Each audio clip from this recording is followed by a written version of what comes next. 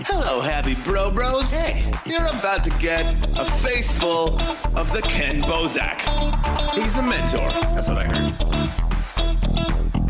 He's a connector. Oh, yeah.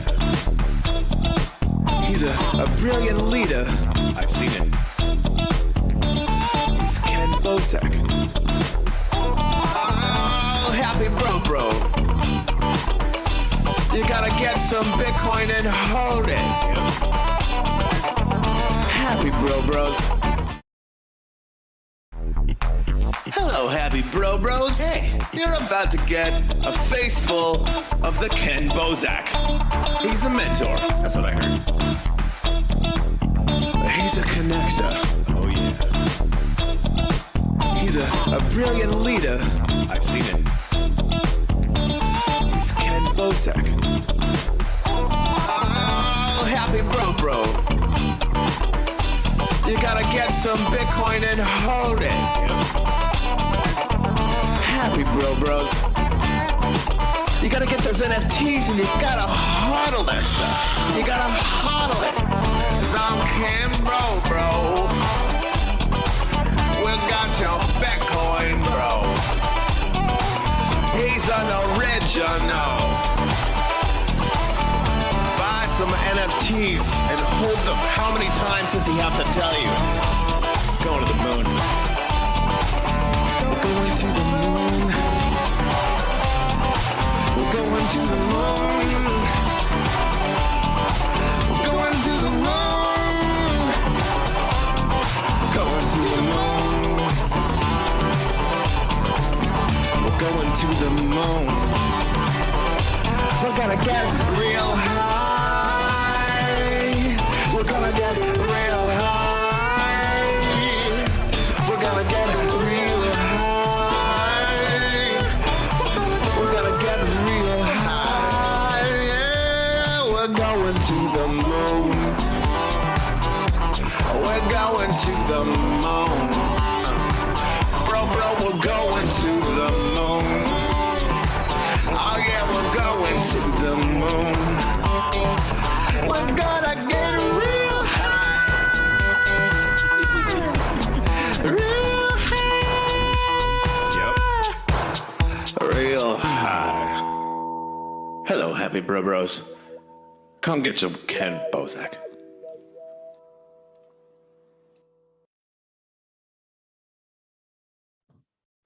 And we're live, bros. We're live. Prove me wrong. That's hard. What are you going to do? You're going to hold up today's newspaper? Yeah. No, I want to hold up tomorrow's newspaper and really freak everybody out. Oh, dude, don't do that. You're going to fuck up my entire life. I end up under the bridge trying to like calculate things in a different way. Like, shit, it just doesn't work. You drive me nuts. Thanks, everybody, for tuning in. Please do me a favor. If you're watching this on Twitter, go ahead and retweet. If you're watching on Facebook, go ahead and share this out on Facebook. If you're watching it on YouTube, grab the link, share that on social media. We're also live on DLive, Float.app, and Twitch, a bunch of other places. So, tune in to your favorite live stream spot. Thanks, Vic, for tuning in. Argo Blue. What's up, Toy Store? How goes it? Everybody, thanks for sharing the live stream. Our guests today are Jennifer, Greg, and Martin Bullshipples. This dude, he's full shipple.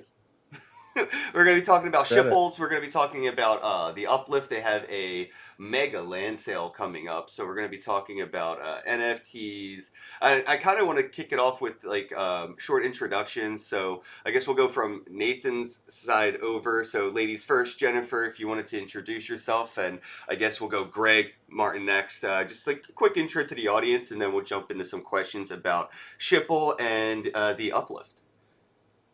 All right. I'm Jen. I am in the Uplift. I am deep in Shipple. So deep in Shipple. Also, yes, the Uplift. And these two things are intimately related, being that Shippletopia lives in the Uplift. And the Uplift is having a land sale, and that's why I'm here to talk about that. And hopefully 1,000 other fun, surprising things. Surprises. my mission in life is to cause chaos. So if anyone has any other questions as to why I'm here, that is my underlying mission. Welcome to the Chaos Incubator. I don't know if she actually so much causes chaos as she honors chaos. Hmm. You know what I Yeah. mean? Like, It's almost better, like a high priest of chaos. yeah. She's like Oracle. the high priestess of chaos. That's Yeah. That's dope. yeah. It's a high honor, honestly. Is it me? Who's next? Yes, Greg, you are. Next intro. You're next. Coming Here's to us the from problem for the Ken is mountaintops. I'm so used to hosting that I'm I not know. good at being a guest. So I'm a bad co-host too. I'll just be like, who's all right. next? So my name is Greg. In the Uplift world, I'm known as Uplift Greg. I've been Corey's partner in podcasts and other media for 6 years. We met when he actually I did an interview with him for I actually hosted a local TV show about arts and culture, and he was a musician I hosted, and he was like one of only 2 people I'd ever met that was excited that I had a podcast. So the other things I'm famous for is 1, crying on the internet. 2, I'm the person that turned on the server that has now become the Uplift back in the day. And I'm also apparently the first person that accidentally found a use case for Shipple, which was to support local charities and send us a receipt, and we would send you Shipple. And we raised about $700 for charities in one night doing that back 2.5, 3 years ago. And then Marty discovered us, and I discovered Jen because she came to us via Corey. So that's my role in all of this weirdness. So, Oh wow, you're like the Satoshi. Corey calls me the Waz of the Shipple Uplift world, and I guess that's okay. I can live with that. I'm not nearly as wealthy as the Waz. I can't even afford a local People high don't school know basketball it's team. But Wozniak. For yeah. those of you out there, they're like, oh who's yeah, the- sorry. I don't know. I got to meet Wozniak, and dude's hella cool. Like I did not expect him to be as I don't mean to say this in any other way than I respectfully, but I didn't expect him to be as immature as he was. And it was awesome. You know what you mean? Childlike. Yeah, dude, he was so Yeah, immature. He's so fucking immature. And I only got to hang out with him for like 30 minutes, but I'm like, this dude is like, he never grew up, and I love it. Nice. So I think you should honor that comparison. Oh, I do. I'm humbled by it. I don't know. I think sometimes, and I say things I think, and Therefore, you are. once in a while, I hit a win. home run. All right, bro, you are next. Up, Ken. Dude, good to be hanging out with you guys. Love getting to hang with cool peeps. I'm the Martian Bullshipples. I bring some alien diversity to the Shipple community, the Uplift crew.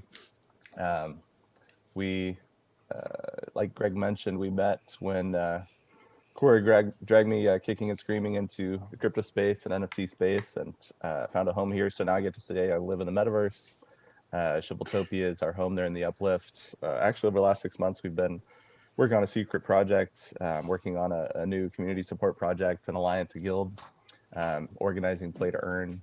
We might talk about that a little bit today. I got permission from my co-founders to drop a bomb and reveal the colony today, so we might talk about that a little bit. But Shipple has become my heart and my home, where I get to build and create and accomplish something that we've dreamed of for years. Greg mentioned that we found a use case for this joke token Shipple back 3-4 years ago, where we were able to enable and activate and motivate people to do real world good.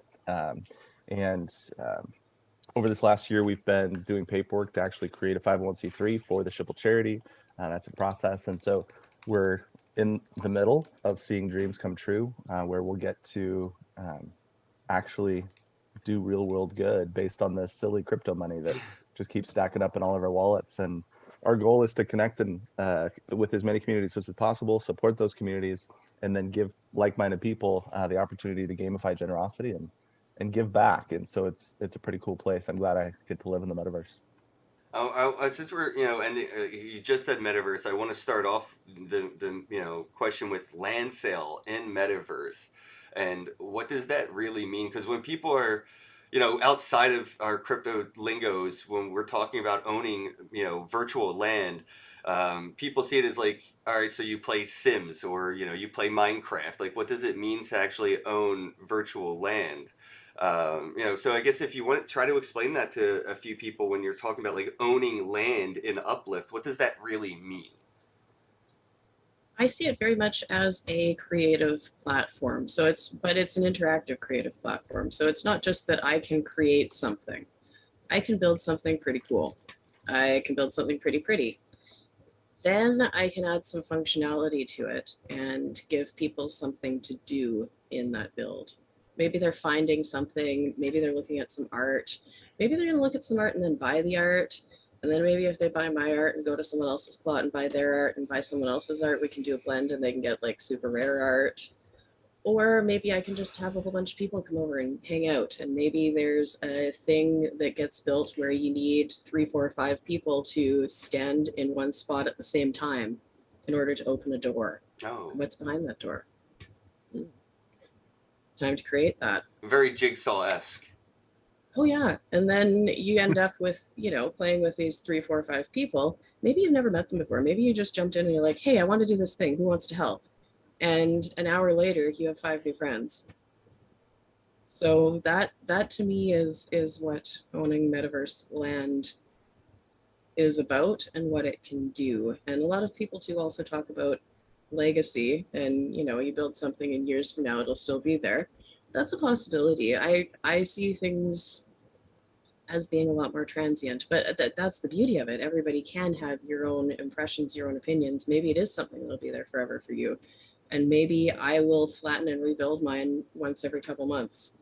It's wide open, and the community of creators, people making these interesting builds with potential quests and things to find and things to see and eventually things to buy, that's all coming together in one place, and you can hang out with your friends and nobody has to leave the comfort of their own house. So as long as you're not a face-to-face person, it's great. It's something you said there that's important is like, a lot of this revolves around building, but you mentioned like friendships. Mm-hmm. I think building friendships is a thing that's not easy for a lot of people. And like, we know a lot of people, it hasn't always been my thing, to be honest. And, you know, these spaces, no matter what people are building in them, as long as you're building relationships, it's kind of the point. Like, we need to connect more. And to have a community, you have to have friends. And like, how do you get those friends? You need to interact somehow. Like, it's sort of like a safe space for people that don't feel that good face to face potentially. Yeah, We got a absolutely. really interesting question in the chat from Irish Girl Crypto. And, you know, speaking of, you know, friends and owning land and all this stuff, I feel like this is actually a really interesting question. But is there land that poor people can afford? And I'll extrapolate on that is, are we going to see homelessness in the metaverse? I feel as if that's the one fucking place that homelessness and landownerness, like lacking of ownership, shouldn't happen in the metaverse. But it seems that with paywalls, we may actually see homelessness in the metaverse. So, Interesting. is there land that poor people can afford? The short answer is yeah, but it takes time. There's definitely land that poor people can afford. It's play to earn. So every time you're in there playing, let's say I whitelist you onto one of my plots because I have more than I know what to do with. So I whitelist you onto a plot, you build on that plot, you work on it, you interact with people, you go do other things, and down the line, you've done enough of that you've earned enough to buy your own land. Then we have options to talk about. Maybe you go buy your own land that's completely separate, or maybe I sell that one to you because you've been awesome and helpful, and you know, it seems like the right thing to do. So there are definitely options. There are, in that sense too, if you're a member on my land plot, then technically you are homeless in the metaverse, but not really, because you can hang out at my place. You have like a shelter? Yeah, well, we could build one. There we go. So- See, now we're talking. So I actually have sort of a technical question. Are we still in the place, Jen, on the uplift where you have to own a land NFT to participate? That's still true, right? That is still true to a point. You either have to own a land NFT or be whitelisted as a member to somebody's plot. So someone could get a Minecraft account without owning a land NFT and I could whitelist them? Oh yeah. All right, let me tell you right now that this hits me where homelessness is it's what I do actively in the real world. Is I work to end homelessness in my community. Well, thank you. I advocate for the homeless. I advocate for low barrier shelter solutions, which we have none of in the county I live in, despite having the second highest homelessness rate in the state of Florida. And I don't live in Miami. I live in a county outside of Tampa. We have an embarrassingly bad homeless problem. But my point would be, I would gladly whitelist anybody onto any of my numerous properties in the uplift if they wanted to not be homeless. Now, what I can't do is I can't fractionalize an NFT yet and give them a 10 by 10 or a 25 by 25 space in one of those plots. But I think this is a really cool question, and Yeah. it deserves some sort of permanent answer besides me personally being generous, because in a lot of the Yeah. world now, our homeless solutions, we don't make them part of our policy. It's only if a church or an individual is kind enough to give space to somebody or to give them a home. And I'd like to see us, in the real world, make it a thing where we don't have to depend on charities who put strings on, being housed. Right. I'd like us to just be able to say everyone deserves a place in our metaverse. Yeah. I'd vote for that if I were a holder of DAO tokens in some metaverse project, for sure. Well, you It's so mentioned important. that's People can be coming. themselves too. Like you can actually be yourself there. That's so important. Like Yeah. I see a lot of people that are homeless that they don't want to go to the place available, like you mentioned, because like they have to either do or not do certain things. And Right. it like a lot of these people are like a lot of the older demographic you'll see is from the era of kind of like the hippie movement, the Vietnam War. There's a lot of stuff from that still carrying over like in the streets. And a lot of these people aren't going to trust like a lot of government institutions on top of maybe not having the best habits and things like that. So there has to be places where people can just have the come as you are mentality. And just that's actually, if you're going to get HUD funding for a homeless shelter now, if you're going to get housing and urban development funding, you have to be low barrier. In other words, you have to emphasize that we're going to do everything we can to keep you housed, not kick you out the minute you break a rule. Whether that rule is about drug or alcohol use or praying to Jesus, right? There are rules in homeless shelters, and there have to be to keep everybody safe. But low barrier means we work as hard as we can to keep somebody in it, and building trust with them to actually come in out of the woods is the hardest thing. And the people on the pointy end that make the least amount of money are the people that do that work, that liaise with and talk to the homeless on a regular basis and engage with them. So yeah, sorry, we're getting way off on a tangent I No, feel it's like this is going for gonna it. this actually segues into a really good topic, and I know Martin said he could talk a little bit about playing to earn. So I was just curious, like we see homeless people in 2020, right now 2022, the 2020 era, where they have iPhone 5s and Android Galaxy, Samsungs, and these devices that the homeless have today, they can interact with our virtual worlds that we're building. So it's not too far-fetched to see homelessness kind of heading towards a play to earn economic solution where the real world isn't providing one, but the metaverse has its hand out waiting. So if you wanted to just let people know a little bit about how play to earn will work in Uplift, and how maybe people that are in spots where they can't find a day job and need money, maybe they could play a play to earn game and actually put food on a physical table. I love Jen's definition where she was talking immediately about sharing space, because the beginning of that question, that first thought, what is metaverse? Well, for me, metaverse is a title or a deed that gives me access and control to what I own, that I can manage, build, control, create, buy, sell. But that's me. That's something I control, right? And then Jen hit on what I believe is the beauty of this metaverse space is we can share it. Even if it's something we still own and control, we can give others access to our space in the metaverse. And then that took me back to just a personal memory. The first house that I ended up with, one of my buddies that needed a place to crash actually moved into it before I did. And at 15, he was homeless, and he moved in and crashed on the couch and ended up being a roommate for a while. Started a business there in that space, and ended up he's a millionaire now. And so it's cool to see what people can do with opportunity. And when I think about metaverse, the metaverse is a lot more comfy place to crash on a couch than that couch was for my buddy, right?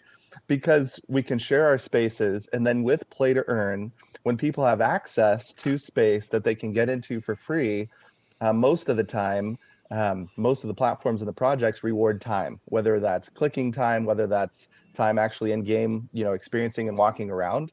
Usually your time is rewarded. And so with play to earn, if you have free time and you're willing to come in and spend it or use your time in the metaverse, even if you need a friend to let you, crash on their couch, which that exists ad infinitum, right? Everybody wants you to come, join and share their space. You can come in, spend time, and end up with something of real value.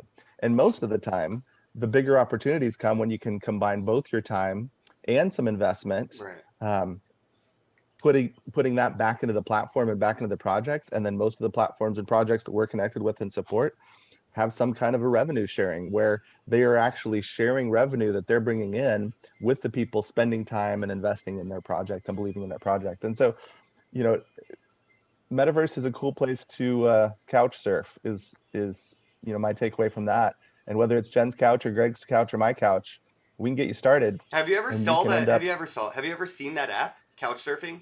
It's an app, and it's like Oh. Airbnb, but for people's couches. Hella freaking cool. I use it like twice. You have to pay to get your Dude. background check done and all this stuff, but Yeah, it's definitely. it's called Couch Surfing, and it's just for sleeping on Nice. people's couches when you're in someone's neighborhood, so you don't have to rent The the whole wed meta Airbnb. couch. Yeah, couch surfers. We need meta couch surfers for sure. The like creator it. of that Wow. app is a pretty cool dude. He's into crypto and stuff. I met him at a crypto conference actually, and I was telling him how I travel a lot. He was like, "Dude, you should check out my app." And now you're talking about metaverse couch surfing. I love Okay, that so idea. I've just had a brain exploding idea. There's a new app out. It's an app and it's a website for the Uplift called Shop List, where you can have your shop in the Uplift or your attraction listed. What if we set up a couch surfing tab? If we got together with, I don't even know who it is that made this app, but essentially these are places in the Uplift where you can get whitelisted, so you can earn some crypto, and you would be That's earning lithium and wax. Or wait, it was wax only for landowners. I can't remember how that works now. It changes every month. Yeah, it changes. Okay, There's so- nothing. There's but the nothing point is, people could consistent be about earning it, but- crypto that they could then trade No for promise. wax by getting onto a Yeah. property and moving blocks around and building stuff. So, yeah, why don't we do that? Why don't we create Why a not? couch surfing thing for whitelisters? Yeah, of course, on the especially shop for list. the Craigslist side of things. People are always hiring people in the metaverse pretty much blindly, and just like in the real world, what you get Marty's is an expert. usually 50-50 on whether you'll like it or not. So you could start to use this as sort of like that synonymous social credit building kind of a tool too. You couch surfed on all these whitelisted properties, you played and earned and all these. You're a reputable player in this world. It would be cool to see some kind of I don't want to say it's cool to see social credit scoring being a thing, but I feel since it is becoming more Whatever, of a reality, comrade. it would be cool to see it played out within the metaverse though, and see where it can go, right? I feel Yeah. virtually experimenting with those things, I feel we'll see more good than bad come of it. In the real world, it's you say something politically incorrect opposed to whoever your leader is at the time, and now you can't get heart surgery. It's not, we don't need to see it go that route, but I mean, seeing people actually play to earn and building buildings and providing utility, doing all that, and having a ledger of credibility for that would add a lot of value to the world of whatever world it is people are participating in. If there is that ledger of participation, I think we could see people more motivated to do good instead of having to punish people for doing bad with social credit. That wouldn't even have to be a thing. It would mostly just be rewarding for good. You wouldn't have to consider the punishment for bad. And I think the metaverse is a great petri dish for experimenting with that stuff. Yeah, That's the details of how we would implement it in a place like the Uplift, though, where if you whitelist somebody, you're responsible for whatever they do in that world. So if they destroy stuff they're not supposed to destroy, or use, I did apps get and worried things like about that that. at first with the Uplift when I was like, I had an extra few plots. A few of my friends were asking me if they could build on some of them. I was like, yeah, here's a plot. And then in my head, I'm like, please don't build a swastika. Like, I don't know you that well. I remember when Did you were somebody talking about do building something where giant they were just- penises all I over know, Rainbow Trail, I know. That's why I was like genuinely concerned because I'm the dude building a giant penis monolith, and I'm giving like, please don't do anything that's gonna get me in trouble. Yeah, wasn't there like a group of people that were like just going around and like just blowing shit up for a little bit? I mean, I remember Oh, yeah, something yeah, like had a some, that year happened. ago, some it was, like, vandalism problems. something. How do we police the metaverse? Anybody want to tackle that topic? Like when people come Nope. into Uplift and they're bad actors, how is that? You don't want to touch that? Yeah, how is that sort of like rectified if I come in and I am like, just like a bad guy in the metaverse? How are they, what's like meta prison look like? It looks like you get the banhammer, Uh, then And- you have to do the walk of shame in the support channel and publicly ask for forgiveness and tell us how well you understand those rules. oh shit, you get virtually tarred and feathered. Oh yeah. Oh, yeah. But to be fair, you also still have the Shame. NFT. So even if you can't Yep. come in and play the game, you could still sell the NFT for its value on on an exchange. So Yep. you have a club membership you're not allowed to use. Is kind of how it works out if you're a real bad actor. I know what that right? feels like. I can't go back to Costco ever again, but I still have my Or membership. Texas. Shout out to Biggs in the chat. Biggs, thank you so much for the $1.78 USD super chat. 178. I don't know if that's a special number to you, but I like that it's a random What's the number. 187? Scares me. 187. On an undercover cop, a soup dog. Yeah, thanks for the super chat, bro. Much appreciate that. The chat. Free pass. I had some worry when giving out free passes to Uplift plots. Yeah, PFC. Well, same. Yeah. I wonder. Is there like is there like a community like plot that like nobody owns, like a safe space that like nobody owns that like like you know what I mean? That everyone can kind of just be reckless in. Well, I mean, Shipletopia is kind of the Vegas Disneyland of the Uplift, and so, the other thing that comes to my mind when I think of living in the Guys have metaverse strippers. is, you're right. No, PG-13 still, PG-13. Oh, okay. I was just like, what? But the race on Wednesday night is probably my favorite moment of the week in the metaverse, because we get to come in and it's Mario Kart style, and there's 8 tracks, and we go around, and then we figured out that if we have bows and arrows and crossbows and stuff, and we shoot each other while you're falling, you can actually turn into a death race, which is just awesome. And so every culture has accepted cultural norm, right? Where at first, like, I felt bad in a moment where I pushed somebody off a ledge and they fell and had to like climb back up the ladder, and they're like, "Why'd you do that, bro?" I'm like, "Oh man, I'm so sorry." But now it's evolved to the point where we're like literally shooting the carts out from under each other while we're falling to our deaths, and it's insanely awesome. Like, we love it, and we have spawn points, and people can just restart the race. But our experiences evolve, right? And what's okay, because the rule in the Uplift is don't be an asshole. Well, what does that even mean as our experiences evolve? And I think Right, you're an asshole. You just killed me in our race. right. We But I mostly think prescribe to Will Wheaton's "don't be a dick" theory. That's Right, that's generally it. how we try to behave.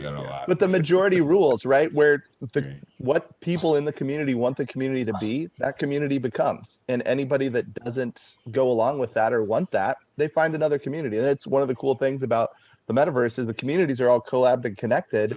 But there are tribes, there are individual groups that say, we want this, and another group that says, no, we want this. I know that Survival and Creative was that big battle originally in the Uplift, where there's just different tribes that want different things, and that's okay, because people can end up experiencing life in the community that they want, even though it's still collabed and connected with the greater whole. I think it's beautiful. Greg, we're still team survival, right? Well, I started, I guess, that whole thing. Like, I couldn't imagine a Minecraft world without survival. I understand. Yeah, that was like our first show we did together. We were trying to make them go right to survival like that day. Yeah. Well, it turned out that when they had to break it up into different worlds, it allowed for us to have some some creative worlds and some survival worlds. And my whole thing was about the internal economy, like me being able to sell a thing that you can't get in your part of the server. That seemed like an important thing for me. And now we're there. Like Yep. blocks of sand are selling for 100 upliftium. I'm selling them for, there are other people selling them for 500. So every time I go restock that chest full of sand, I'm cashing out 34,000 or 50,000 upliftium, which is not insignificant. And if it, if I restock it every day, I'm actually Is churning this out like an some pretty Amazon good. shop? People just like walk in, grab what they want, and leave, and you don't have to have a cashier in system. Nothing. You put down a chest, that you store stuff in, and you type in the correct command, which is chest, or what is it's shop set, and then you set a price, and whatever you put in there, that's the price for it. It puts a little hover bar over it that says what it is and how much it costs, so people can buy building materials or cool shit that you've crafted. Whatever you put Oh, in there, they cool. can buy. And Zestra, our friend Ginny Rippert from the CK7, she's making custom player heads that look like computers or video game systems or whatever. And she has an electronic shop, so you can decorate your house that you're building the uplift with, Oh my with a god. desktop PC or She's got a virtual Bed Bath and Beyond. it's nuts. Yeah, and she's selling those for 200,000 upliftium and Whoa. selling them. So I got a yeah, couple it's not. million upliftium, so I can go shopping. I feel like a Yeah, baller. I should go shopping. yeah. So I'm not. I don't play in many of the other worlds, but in CK7, Sue FG has an amazing set of shops called, what's the name of the place, Jen? Medfield Market. Medfield Market, out in the eastern part of Chicken Ka. She has, there's a mall, and I have a shop there where I sell. He sells seashells is the name of the shop, where I sell items from the sea, and it's got kelp growing all over the outside of it, and yeah, I know. Why do I feel like Trader Joe's? That was going to be their name originally, and then somebody was like Trader Joe's, and they're like, "Ah, you had to be the voice of reason." And the other part where they were probably like, you can't just sell sea items, man. It's not going to work, Joe. Come on. And he's like, no, I'm only selling items from the sea. That's What the it. fuck is a nautilus shell? I don't even know. This is great. Oh man. All right, so you brought up something I hadn't really been able to get out of my head, and I do want to circle back to. I can't remember who mentioned it. I think it was Martin said something about it wasn't able to fractionalize land yet.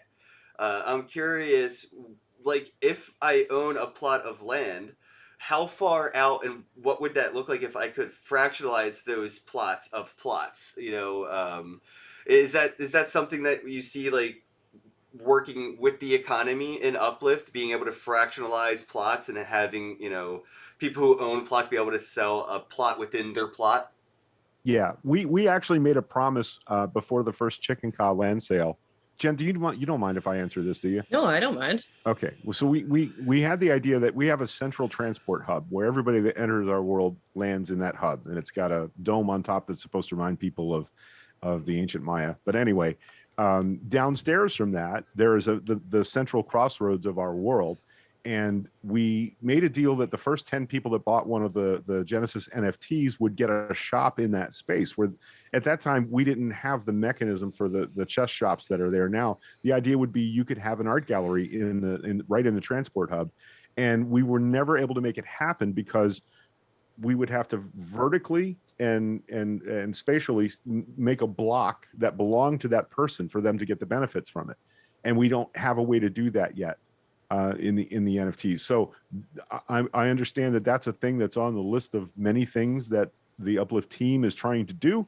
And I'm not sure what the timing is going to be of that, but that will be the eventual goal, Ken, is you could build an apartment building that goes from the bedrock, the lowest level in a Minecraft world, to 256 blocks up, and you could make apartments, and you could sell apartments literally. Now, people would not be able to do much with just that little bit of space, except sell things in the real world, which you wouldn't be much of a Minecraft player with that. But let's say you put that apartment building on 1,000 by 1,000 block of space that everybody that lives in the apartment building has permission to go out and mine or build on.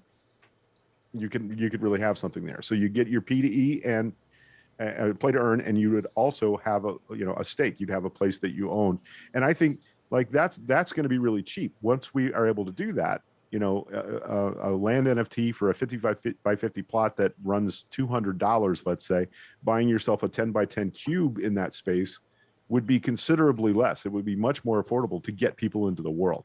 So that's a really interesting perspective on that, because a lot of people think horizontally buying virtual land, not vertically buying virtual or selling virtual land. So taking your one plot and being able to build up or down of it and building subplots out of that, I feel like that would make a lot of sense in the metaverse. Seeing as I think shopping mall. I think you said apartment. I think shopping mall might be more along the line, or like theme park style, like attraction, where it's like sort of like a Disney World-esque, like things to do, but also around the things to do are things to buy. Yeah, that's the idea. And Marty has literally built a theme park, and it tributes and loves every anime character and cartoon character. How much is it for a bottle of water in your theme park, Marty? Well, the water's free. We have dispensing units everywhere where what you need, we provide. So you just show up and join the party, and we'll keep you well dehydrated. Why don't you own Disneyland? What the hell? I mean, yet $400 for a bottle of water there. It's not for sale yet. He's bought enough of the Uplift, he could probably afford Disney World. So yeah, I mean, we get to build the new Disney World in the Uplift. I mean, Disney needs to go meta. I don't know if y'all been following the physical Disney World experience, but it is falling off. Disney needs to shut the hell up for about a year. They're losing. And come back and talk to us. I think again later. A couple $1 million a day. I don't know if it's like 3 or 30, but it's like a lot of millions of dollars a day. I feel like if the first day they opened a Disneyland in a metaverse environment, that they would probably just close down the physical one and see no reason to run it anymore. And I feel like it's because of things like what we're seeing done in Uplift, really building like that foundation, that experimenting that we're seeing done there. Do you I'm curious what your thoughts are on people kind of forking Uplift? And we see a lot of streamers that play with Minecraft where they have their own servers, like Mr. Beast and PewDiePie. They have their own servers for Minecraft, and they play with their community in a different way. They don't really incorporate crypto or NFTs, but they'll have build contests, and it's because they're making YouTube content off of it. So whoever has the best build gets 10 grand, but that's because they're going to put you in a YouTube video, and that YouTube video is going to generate some monetization. Then they're going to give that to the participants in that. But we could see a lot of that a lot of that process be shortened by being able to do this in the metaverse. So do you think this is sort of like are you kind of building an enterprise solution for more content creators to just copy and paste what's being done, so Mr. Beast can have his own Minecraft world and have land and things like that as well? Is this practically forkable? I think the power is in portals. I think rather than forking or dividing or segmenting and fractionalizing, I think a lot of the power of what we'll see in the future is in portals and connections, because we are seeing many starting to jump on board the Minecraft wagon and realize, oh, this is a really cool starting point for metaverse physicality, like we see in Ready Player One. That's where the movie starts, right? You fly through the Minecraft world, and then you end up in layer 2 and version 2 and version 5, and it all goes crazy. But it starts in a physical space that you can literally enter with your avatar and create and build with freedom. And those spaces, I think, as they end up portaled and connected, I think that's where the power is, because both from a capacity standpoint, we learned with the Uplift that if you have one huge everything, that's a pretty big server to run that. And so rather than having one big, huge everything, you have different worlds that break down the server capacity. It all functions more efficiently. But what you can do is then portal back and forth and connect those worlds. So you can still have your separate spaces running efficiently that have the cultural norms that community has decided for that place, but then end up connected with the additional benefits of the marketing and the promo and the hype that comes from additional eyes on. So my perspective, my personal belief is that portals, and I think of it as portals because Ready Player One is my life map, but that portal opportunity where there can be all those other worlds, all those other spaces, all those other influencers and communities that we want to connect with. Well, how do we connect with them? I think for me, it's a portal. We portal to everywhere. What do you think? We had an idea. you know, we have the CK7 is sort of a unique thing. The Chicken Ka is sort of a unique thing in the Uplift because we built a lot of the infrastructure and we're given some pretty amazing head start kind of access. You know, I talk about the stuff I own in the Uplift. I haven't spent any real money on it. It's sweat equity. You know, it's because we spent a year building stuff before anybody saw it. But we talked about taking 1,000 by 1,000 block in Chicken Ka because we have several that big, and doing like a survival contest, like put, you know, like a Hunger Games, put 4 players in there. You know, whoever is the last one alive wins a prize, right? And we could, now that there's the ability to reset regions, you know, you can pay a certain amount of upliftium and have a plot reset back to its original form. So it has all the minerals and all the stuff you would mine or build reset. So I would like to see that. And I thought about the idea of getting some streamers who, you know, who are well known to do their Twitch stream from the Uplift World Survival Contest. I think that would be a really amazing thing. And it's, again, this sounds like a movie waiting to be made, by the way. Can somebody make this a movie where there's like a virtual reality battle royale Hunger Games movie? Right. Okay, yeah. so you're going to invite them. I'll handle the logistics. And like what, summertime, fall time, when? I don't know. Like, this is the thing is we have a million good ideas and a team of about, you know, this many people. So it's, you know, it's trying to pour 10 gallons of gas through a small funnel. And we never want to pressurize the actual Uplift team because we know how hard they're working. So, you know, somebody would need to make all this happen. Of it. Say that again, Jen? I can do the setup for 90% of it myself. See, so we just need to have some well-known Minecrafters, Minecraft streamers come in and populate our little games. I have one final question. I guess we can wrap things up on, because I know Nathan has to run soon and we're coming up close on the hour here. So I guess I wanted to just have a conversation based around like personal safety in the metaverse. And I know like the first topic of conversation when we talk about this is how Meta, by Zuckerberg, you know, the Facebook metaverse Meta, imposed a mandatory 6-foot virtual distancing between participants so they could stop men from groping women virtually.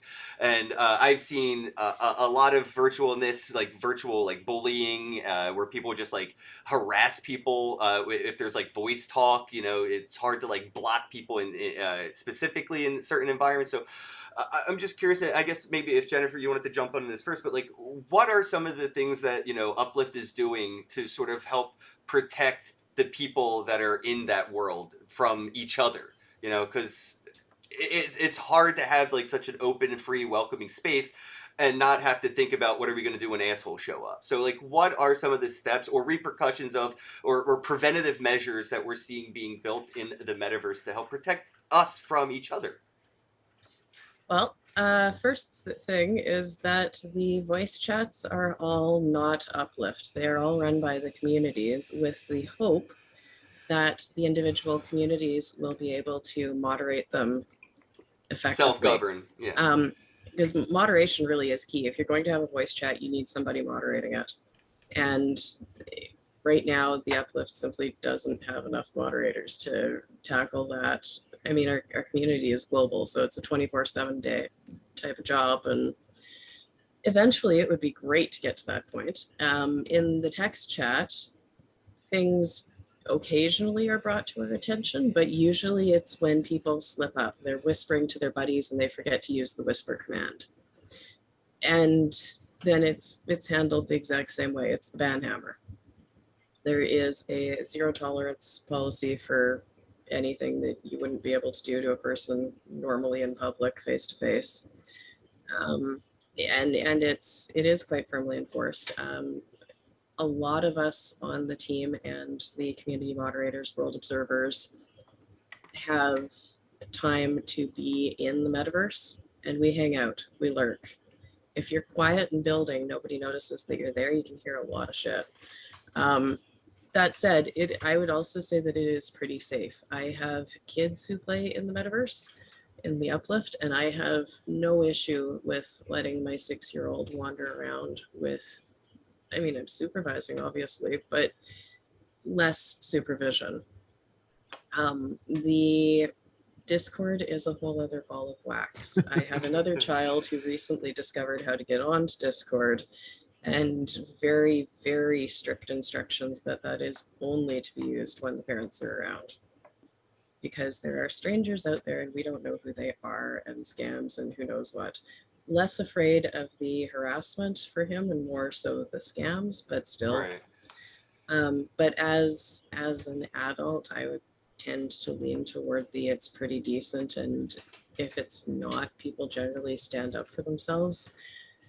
The crazies, and there are some crazies, there was an issue not that long ago with somebody who was stalking some other players in the community, and I don't, one person said somebody stole something, somebody else said they didn't, you know, it's, without being there, it's impossible to know. But the one person took it to the crazy extreme of getting kind of stalkery. And this person was very open and public about it, which ended up working out in everybody else's favor because they crashed and burned as a crazy person in public.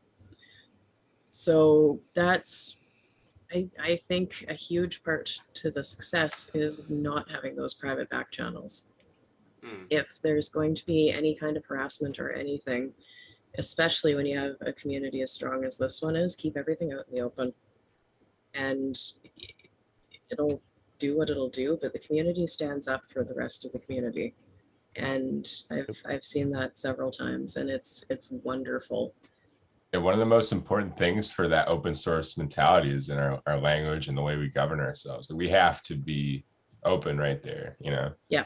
Or else it's just like, it doesn't matter. Like all of our fancy planning and programming doesn't matter if we're not willing to do it with our human, you know, our souls or ourselves. Well, that's why I brought this up, because, like, you know, interacting with like Twitter and Facebook, that's, you know, and being cyberbullied, that's one thing. It sucks, but it doesn't, like, the metaverse is more immersive, so the cyberbullying there is more visceral. Like, you feel it more. Like, when you're like, if somebody comes up to you and starts harassing you, like, in the metaverse, it's not the same as somebody jumping into your comments on a post and harassing you. Like, they're in your fucking face. Like, you feel it, and I don't know, like, even just like Bitcoin, people's first experiences with these new like technologies are going to stay with them for a decade, if not for not even just their life. They could pass on their disdain for the metaverse to their kids if they have a bad experience in it.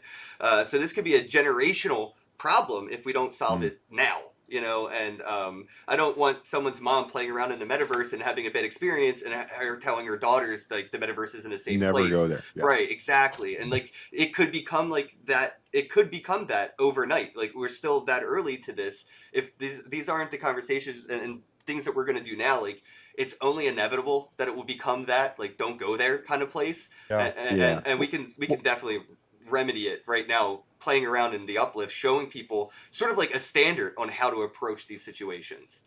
Then we have this with violent video games, like when games started becoming like hyper realistic, and there was this thing, and you know, because like I know it's not a popular topic, but like we had like violence in schools, and they were like thinking like, hey, does this come from like video game culture? And all, like we were asking all these wild questions in society. So like we've seen that sort of play out on a social level already. Just, you know, in the console gaming world, like when Xbox and PlayStation came out, for instance. I believe part of the beauty is that we do get to create the world that we want to live in. I mean, we have an opportunity with the metaverse to really recreate the world the way that we want it to be. Because I would say that there's a lot of things in the real world that we don't like, and we don't consensus doesn't always rule. Right? In the real world, we don't always get consensus. Right. But the thing is, as we're creating, as we're building, each of us have that level of personal responsibility where because we are creating the world that we are going to live in, we are responsible. And I believe, again, back to community standards and community norms, if the community doesn't self-govern, and if everybody takes a step back and says, oh, no, somebody else will handle it. Not my problem. We all end up in trouble because then things start to slide that nobody, you know, wants to be part of the community standard. I think we all have a level of responsibility to step up. And, you know, that whole see something, say something, that idea where any opportunity that we have to influence either to the positive or to the negative, like we have a responsibility to influence to the positive, each of us. And if each of us approach the metaverse that way, I think the metaverse ends up a beautiful place. The metaverse, Yeah. I think, This is- empowers people to take that, see something, say something one step farther, to see something, say something, do something. Mhm. Yeah. Yeah. Some of my real world work in counseling is about men who commit violence against their intimate partners, be those wives or girlfriends or boyfriends or husbands. And one of the things that happens is this passivity of other men.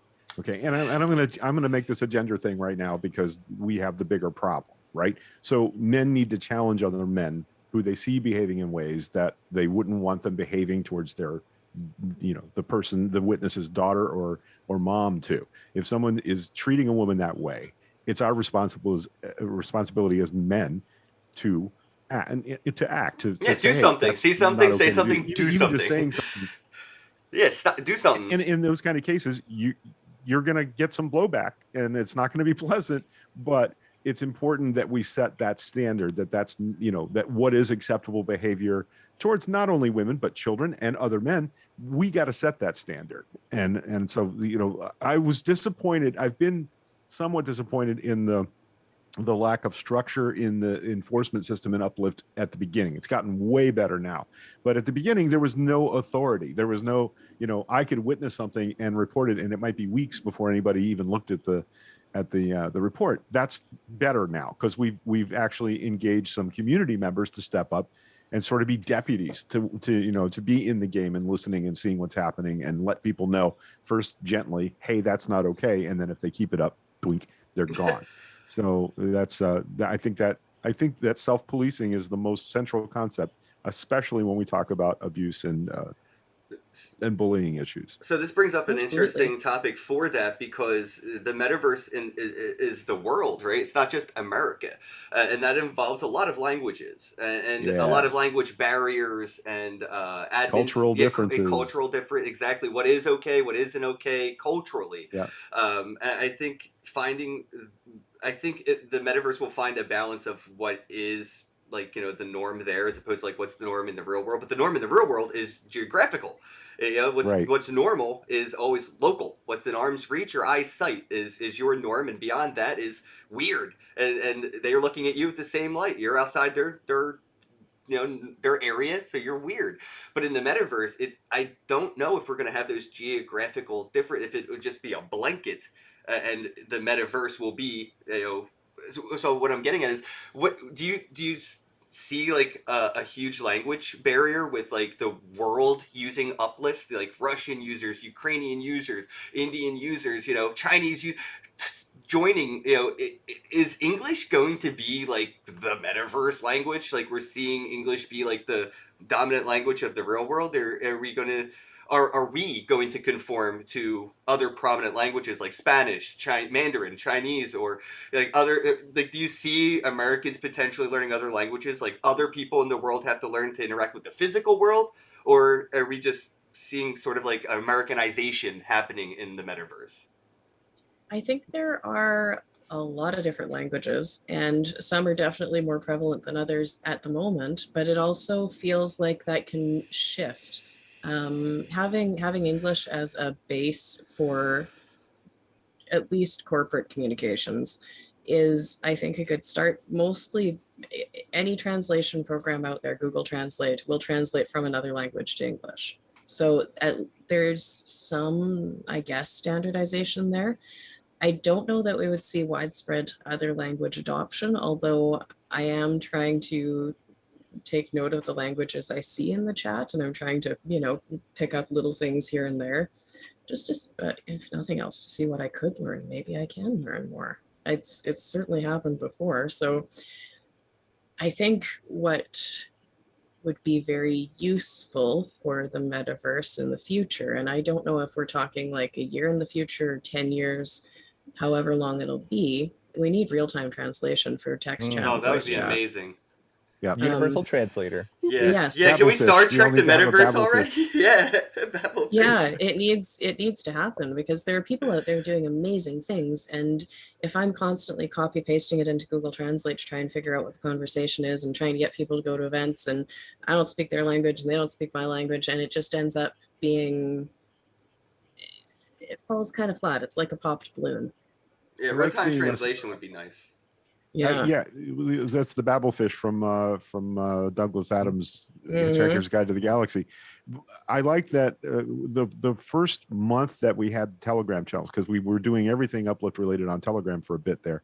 Within 30 days, there was a Russian language channel, there was a Spanish language channel, there was a Tagalog channel. People were Yes. immediately finding ways to work through that, and so I think that's going to be self-solving. I can't wait to see what the magical the magical solution to that is, because I'm terrible at languages. I've lived in Florida all my life and I have 20 words of Spanish. I can order food and tell you where the bathroom is. I can find drugs in almost any language, Yeah, but pretty that's much, about but the limit of that's my it. I love cultural it. lingo. Oh dear.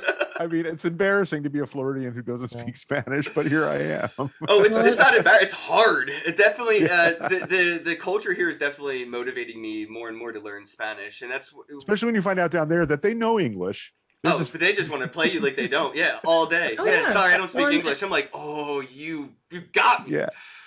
Spanish is not that hard to learn as languages go. It's similar enough that if you pick up a couple of things, you can really get The going problem with it. languages are it's as easy to learn as it is to forget. Like if you Yeah. don't use it, you will lose it. I took Spanish for 2 years in high school, good grades, and I took German and French. I don't know any of it. I forgot like everything because I didn't use any of If it. you're not using it. Yeah, it's weird. Like well, that. up where Jen is, they teach immersion French. Like they put you in a class where nobody speaks anything but French for the whole year. So shit. My yeah. my kids Oh, are in man. French immersion, and I live down the street from the Ukrainian immersion school. Oh, nice. I Uh-huh. can't believe you So actually there are have one of options. those, a Ukrainian I language. know. Wow. Turns out Ukrainian culture is pretty big here. Lots of Ukrainians Nice. around. Like that's So- sort of what Farmers. like struck up that thought process was seeing what's happening in Russia and Ukraine and everything, and seeing sort of. I don't know. I haven't really seen a lot of talk about it, but I've noticed it myself where there's like virtual refugees. Like people in these places of war are kind of like trying to tap out of reality and going into the metaverse and trying to enjoy some of their fucking life in a virtual way because physically outside their front door, there's bombs being dropped. And like the conversation like is we're starting to see a lot of people around the world joining in, but what seems to be is the foundation is very Americanized. The infrastructure for the metaverse is catering to U.S. Players or end users, and just wanted to put that out there. Like I think there is a chance that 10, 20, whatever, 100 years from now, the main language in the metaverse may not be English, and I think we have to consider that. It'd be interesting to see if that goes different from the real world, because in aviation, English is the standard language worldwide, and it's why so many people, not just aviation, but there are lots of English standards that you have to learn. So if you're a Pakistani pilot, you have to learn English if you're going to fly internationally. You can't, all air traffic controllers worldwide speak English. And Formula One racing, same thing. All of the drivers, all of the team principals, they all speak English because it's the language where the infrastructure started. Right, exactly. Right. Yeah, the language of the infrastructure. The metaverse may grow up differently because because it is so spread, because there are people inventing new things in China and India and wherever else. So, But now Jennifer has me thinking of these real-time translators, so I don't know. Like maybe the language of the metaverse will be whatever you decide it is. Like it will be very particular. Yeah, dude, very specific to your perspective of like what is the reality of the metaverse. It's very unique to the observer over time. But right now I feel like that perspective of the end user isn't unique. It's very cookie cutter, copy paste, but we're going to see more uniqueness come to it. And I think having like some kind of a translation would definitely, motivate that, and maybe we'll see, somebody build it. Like there was never a need for real-time translation like this. And now that we have these environments that really, encourage worldwide participation, maybe fucking Pokemon will come out with one, and Pokemon Go will have a metaverse, and we can all just talk Pikachu to each other. Pika. Hey, Ken, I have a question for you. I have a question for you, Ken, and it's play to earn based. But I'm curious about your language of 420 and Pokemon, and I've been watching your channel, and I'm excited to see what's coming next. But with what we've been working on over the last 6 months with the colony and really organizing play to earn with guild and alliance and building an army to come in and support platforms and really whale into things big, I would be very interested to hear what's next from you and from your platform as far as play to earn, because we now have our army of people with the colony that we'd love to move in to support your thing. And so, what's coming next for you on the play to earn side? Is there going to be play to earn possibility with Brokemon and your Bro memberships? Yeah, so right now with Pokemon, it's sort of like a blendable game. Hopefully with some of the funds that we get from this, we can take it to the next step, more playable. But it's sort of like a race to get a mint 1 of 1 backed by some wax from the sales. So it is play to earn in that sense. But Pokemon's going to be a blendable race game. Most of the in-game accessories are going to need to be blended from the original drop recipe. So like whatever we're selling in our packs, the other half of the game comes from blending the ingredients from the first half of the game. So the second half of the ecosystem of the economy comes from the players. So we're not going to be selling other parts of the game. They're going to have to blend what they've got from the first drop, and then the second drop coming from the players who get those items. So that's going to be cool. And seeing the scarcity. So we have like infinite versions of certain Pokemon, but we have certain batches of different rarities of them. So there's like a 10 of 10, a 5 of 5, or a 1 of 1. And the 1 of 1s are backed by some wax. So if you play the game and get to that point, you have now a choice that you could, keep your 1 of 1 or list it for what it's backed by, because it is backed by at least what it's worth, at least what it's backed by, at least I would say. Or you could burn it and get your crypto out of it. But basically, I just wanted to take what Nifty Blocks has built and sort of use everything that they have done to kind of get, like, you have to play with Nifty Blocks in order to play with these NFTs. Because a lot of the times I see people playing with like wax NFTs on Atomic Hub, they're still stuck in that it's just art, or it doesn't do any, like, no, there's a lot that you can do with things, even if why am I buying a JPEG? right, yeah, I can screenshot it. Well, take your 2 screenshots and rub them together and see if that blend comes out. I don't know what to tell you, and that's the like physical education I hope that comes out of this game. Beyond that, a lot of stuff coming up with Kenny Doll. Sebastian from the Digital Asset has been working with Graffiti Kings and Wampa Stampa. I actually just picked up a bunch of stickers, so I'm going to be sticking Kenny and Dutchy all around Miami. So if you see, I got a bunch of stickers. I got more coming in the mail. So if you see these, take pictures with them on the streets. I'm going to try to pile them up all over Miami, all over Wynwood and stuff around the event spaces. Beyond that, with the Kenn token, obviously you can provide liquidity. You can go over to Blue DAC. You can stake there. So there's those mechanics. You can earn the Kenn token just by talking in our Telegram chat or Discord chat. And the community that we have of artists, they, like, pretty much everybody that sells something on Wax, they'll sell it for Wax, but they also list it for Kenn token because that's their community token. And most of the time you'll even see a discount. So if you're picking up art from a bro, maybe ask them, like, hey, do you accept, Kenn token? Odds are they probably do, and they'll probably even accept it at a discounted rate. So that's real cool, like, about the Kenn token. I don't know. We've been having a lot of fun with it. We have the miners too, and we've just started talking to other communities about trying to sort of like bridge mining, like the Telegram and Discord mining, to where, like, if you're earning Kenn token, other communities want to make their own token earnable in Telegram as well with their own miners. And we want to start to bring all that, sort of like what you are doing with the portaling all that, energy. We want to pretty much use like the bro umbrella as like that main portal for all the communities being built under it. So I love that. Thank you. Yeah,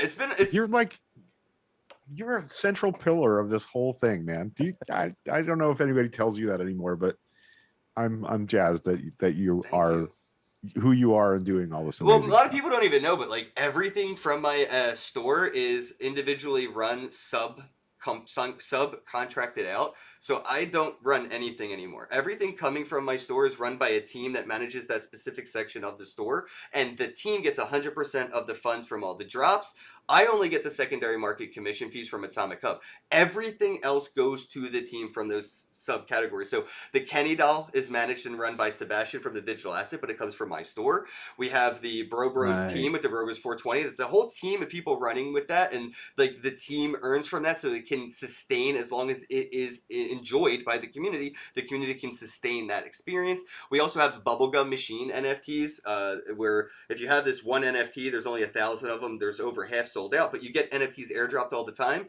Shout out to Art, my bro over at the Dingleberries. He manages that. He gets the funds from those drops. So if you go and pick up a Bubblegum Machine, the $100, he gets that, and that helps go to curating more airdrops for the people that are holding that. So I tried to set everything up that is self-sustainable for as long as it is, as long as it's, you know, wanted, as long as people want this and keep enjoying it, the means to keep it going are there. Nice. Tell us about Shitcoin. Shitcoin conf. Yeah, the conf. Shitcoinconf.com, April 5th and April 6th. We have over 50 speakers. We have a virtual and physical event. It's our second event, you know, tailgating Bitcoin, the Maxi conference. We just wanted to give a voice to all those that were, like, quite literally shunned from participating in that event. Not only from participating, but from even attending, you know, being called a shitcoin.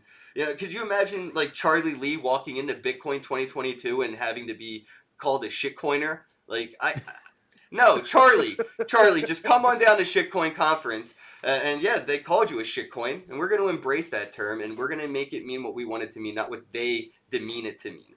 And we have no control over what they call us down the street. You know, they're gonna call us all shitcoins. They're gonna call Upliftium a shitcoin. They're gonna call NFTs shitcoins. They're gonna call you a shitcoiner. And I think the tone, the narrative that we counter that with is what will be heard 10, 20, 100 years from now. Otherwise, if we don't have a shitcoin conference, that narrative will always be to discourage people from creating something other than the mainstream's acceptance of. That being either Bitcoin or Linux or whatever the fuck. People are going to stop being encouraged to create something because they're an asshole for even trying. You're a shitcoiner for creating something that competes with whatever the fuck we decide is the best. Well, I mean, I know until very recently, outside of our specific bubble, Bitcoin was considered this. Thank you. It was a shitcoin for 10 years. Yeah. Jamie Dimon called it a fucking scam for a decade, and then tells his clients to buy it the 11th year. Yeah. Yeah, I'm gonna throw a conference. I'm gonna call it Shitcoin, and we're gonna have more fun than all the suits over there, like literal chickens without heads, dodoing off a cliff financially, not knowing what they're doing, charging you thousands. Like every single NFT speaker that's going to be at NFT, like a lot of these mainstream events. It's their first year even knowing the term NFT, yet they're charging you $1,000 to sit in an audience and listen to them speculate over what an NFT is. Not educate. They're speculating. They're guessing at what this stuff is and charging you to listen to them guess at it.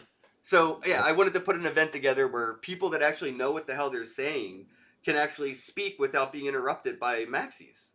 I'm excited. I'd like, you know, I came down last year for an event, and it was like a whirlwind. I only got to go for a couple hours, had dinner with Corey. I think I saw you. I don't know if we even talked, but I knew you were there, and I was just completely out. We had dinner. I was at dinner with you. Yes, we had dinner. Yeah, that's right. And Max Enfeld, I think, was also there as well. We were at Toro, anyway, right? Yeah. What's that? That was at Toro, right? Yeah, it was. It sure was. But I'm excited because Corey has already booked me a hotel room, and I'm getting a ticket, so I'm going to come and participate in the whole thing and get to see how all this.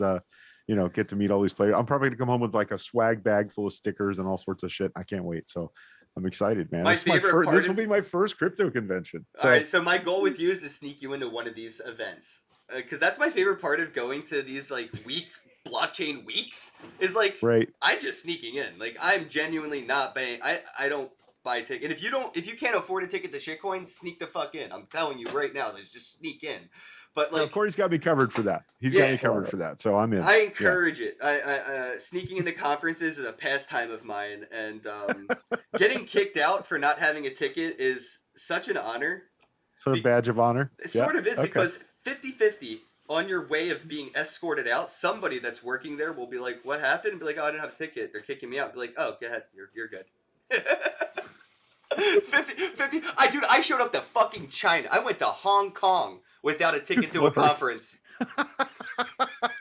I snuck in, and after I got caught sneaking in, they gave me a ticket. Nice. So I would have been in Hong Kong for a week with nothing to do if that didn't work out in my favor. Shout out to Paul Pui from Edge Wallet, because if it wasn't for him, I would have been sleeping outside, because I showed up to Hong Kong without a hotel room, without a ticket to the conference. I didn't. Yeah, they were all sold out of rooms, so I was just like laying in the lobby. Nice. Well, Corey's booked me a room, so I'm good. So, I'll be yeah. down there Wednesday, Thursday. So Dude, awesome, man. can't wait. Yeah, Miami's a Hey, vibe. Ken, can I put you on the spot a little bit? I know that there's a conversation with you and Corey scheduled about Blue DAC. Do you want to give us any spoilers about, again, just speculation, but would you like to give us any spoilers of where you would like to see Blue DAC go? Well, I see the community that Blue Deck has built through its utility, and I would love to see a more bro vibe to that. So it would be cool to see, like, you know, a potential like bro deck kind of a thing, where like maybe people in the community of the bros have like a place to stake and provide liquidity and play with all of these cool tools that we've seen built with Blue Deck. Because Blue Deck to me seems more like the grown up solution. And I want to fork that and give it to like the little guys and let them play with it too. So I would love to see a more like, you know, the bros of the tokens, because like my whole thing is be your own Satoshi. Like literally be your own Satoshi. Make your own shitcoin and build a community around that, just like Satoshi did. You know, that's why Bitcoin's Bitcoin, man. The community, no other reason. The tech, cool. It's been updated and fixed multiple times. It's the community that's really gotten Bitcoin where it's at. So I would love to fork Blue DAC into a tool that the bros could use, you know, in an interesting way. Like, you know, we see a lot of these bigger projects using Blue DAC for it. Interesting. You heard it here first. Yeah, I want to talk. I hope we have a chance to sit and talk about that a little bit, because I have a real world project that I'd like to find a way to raise money for it using an NFT project. So I definitely want to hear more. Yeah. Awesome. Yeah, I don't know, dude. Like this whole year has been like, I feel like anybody else with me already feel like we had a year already, like in 2022. Like I've already lived a year and it's not even April yet. So to see like how much more can be done within this year, I feel like I have 3 years left in this year. You know? Or Brodak. Brodak! Why does it sound like a bad guy from Teenage Mutant Ninja Turtles? It does. It does.